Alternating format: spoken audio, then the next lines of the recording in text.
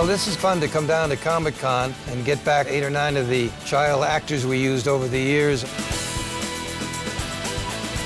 I'm just proud to be a part of it, and to see some of the original cast is a pleasure. Whenever we get to meet each other, we have this instant bond based on our shared past of playing these characters. Together again for the first time. This was Lucy on The Great Pumpkin Show, among others. And this is Peter Robbins, who was the original Charlie Brown. And I knew him and directed them when they were 10 and 11, so the whole thing is kind of surreal. Good grief.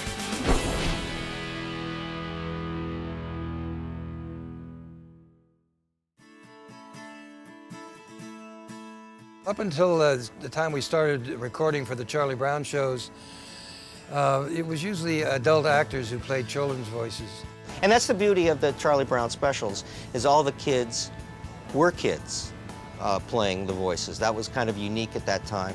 Everything I do turns into a disaster. I guess I really don't know what Christmas is all about. And I think people just really fed off of that and learned the voices that went with the characters. I have a pretty face. How come you can talk to me? They sound absolutely naturally correct. You know, when you read the strip and then you hear the voices and you hear how these performances were done, I mean, I think they're spot on exactly what you would want them to be. I think it was absolutely a risky thing for Bill and the producers to bring in voices that really not trained actors. Interestingly enough, one of the reasons we couldn't sell Charlie Brown in the beginning to the networks or to sponsors, they didn't think we could do the voices properly. I think that you have to take yourself back, though, to the time. It was a time, you know, in the 60s when people were taking more risks. And luckily, that found an audience then, and it became the pattern, and all shows followed it. But I don't think you could go out today and sell that. They never give you a chance. Charles Schultz took a big risk when he allowed Bill and I to go and animate his characters. So Bill and I and he sat down to discuss the voices, and we decided that Charlie Brown should have kind of a blah voice, and Linus should have kind of an innocent voice, and of course, Lucy, you know, kind of a yelly teenager voice, I guess you might say. Schultz created everything, but these actors helped give them life by giving them their voice. So these original characters, these original actors, are the voices. They're the archetype for these characters. In the beginning, we used all professional actors from Hollywood, and we went through the talent agencies and did the regular auditioning. What do I do? Well, it was kind of like a star search, but it was actually a blockhead search. But as the years went by, and because I lived up in San Francisco, I started to just go into classrooms in the 4th, 5th, and 6th grades and see if we could find voices that matched. And so we ended up using a lot of kids who had never done anything before or since. They were just regular kids in my neighborhood. And it was a family effort. So I think at that particular time, Lee wasn't aware of how big the shows would be. Tell him Peppermint Patty is on her way. So long, Chuck. And it was local talent. You were running through the office and it was like, your voice would be really good for Pigpen. How did you know it was me? When I was 4, and mind you, this is all due to nepotism. When I was 4, I was indoctrinated into the Peanuts world through the Charlie Brown and Snoopy show. I played Rerun. My name is Rerun. What is your name? My sister actually worked for Lee Mendelson, so my sister brought a tape recorder home and recorded my voice, and Charles Schultz thought I'd make a good Violet. And as I say, then I was promoted to Lucy after that. Rena, here. Violet, here. And the DeFerias, all of whom played Peppermint Patty, their father was my partner for years. And my father was working for Mendelson Productions. We were all in San Francisco, sitting around a table, and Lee was there, and they were killing themselves over what to do about casting this Peppermint Patty character. And Lee was with us, and I reached across the counter and said, She says, please pass the mustard. And we said, that's Peppermint Patty. Lee did one of his, that's it, that's the voice. And I'm going to spend all summer having clean thoughts. Hey, Lee, that's my son, and he sounds just like me. Max, say, hey, Chuck, how's the old ball game? Hey, Chuck, how's the old ball game? Hi, Chuck. How's the old ball team?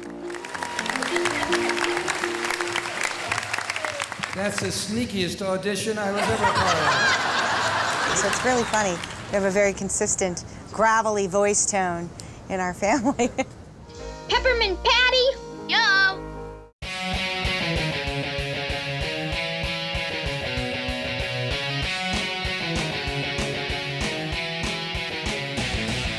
The experience back then of making them was, we were just little kids. I had the coolest thing to brag about at the playground, because those guys were superstars back then. At the time, I was 5 years old, so I had absolutely no idea what I was getting involved in. I'll just have to make the best of it. I don't think I realized how big it was at the time. And for a kid actor to be one of those voices was, nothing could be cooler. And from that, it snowballed and became the phenomenon that it really is now. I was 7 when he started doing this. I remember very well going down to Coast Recording down in San Francisco. And Charles and Bill and Lee, they would take each of the characters individually and bring them into a soundstage, and they would tell them how they wanted the lines done. I just read it the way I would try to stumble reading at 9, and I had a low and very raspy voice that, in Charles Schultz's mind, captured the essence of depression for a 9-year-old. I don't think I'm gonna get much sleep tonight. It was a kind of a challenging thing because some of them were 6 and 7 years old, and we had to feed them one line at a time, or sometimes a couple of words at a time, and then splice it all together. A piece of toast? A pretzel stick? Popcorn? What blockhead cooked all this? So I don't know if we were really acting as much as we were copying exactly what he did. So that incredible sort of childish tone, that's really attributed to him. He had a very specific idea of how to get kids to perform the way that Schultz had intended the series to sort of be read. The only problem with it was that as soon as I hit puberty, I was retired and forced out of the business, so. And some other young lad had to fill those depressing shoes and voices and T-shirts of Charlie Brown. I was okay with it. Yeah, it was just on to other things. Well, it really wasn't that emotional as you might think, because one, I was getting to be that age where I'd rather play tennis after school with the girls in Newport Beach rather than drive to LA to do a voiceover. I know what I'll do. I'll write her a note. Dear little red-haired girl. Today I live in Oceanside, California with my dog Snoopy, which is an English Stafford Bull Terrier and Beagle mix. I work as a veterinary technician. I own a sculpture studio, make sculpture. I have a health food store and a 10-unit apartment building. Well, I've been in law school and business school. I work as a real estate agent. Just very busy doing everything but voiceover, actually. I'm a mother. I have a 12-year-old daughter. I work as a script supervisor on movies. I do work in the film business now. And I mentor women on the side. I work at Warner Brothers, and so I guess we can trace a line there between the two. Which shows you if you get your start on Charlie Brown, there's no telling how high you can go. There's the experience of doing it. Now there's the experience of years later seeing it and experiencing it sort of a second time around with my own children.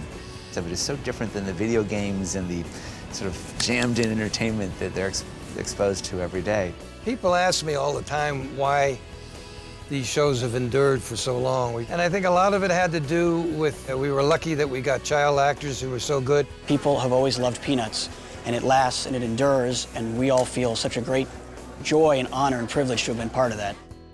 And there is a sense of real innocence. But the main endurance, I think, comes from the Schultz philosophy, the Schultz wit, the Midwest values that he had. And I think they've endured because his ideas, he kind of spoke for the common man, I think. And I think people sense that. And of course, he said there would always be a market for innocence in this country. And I think that's another reason that the shows have endured so long.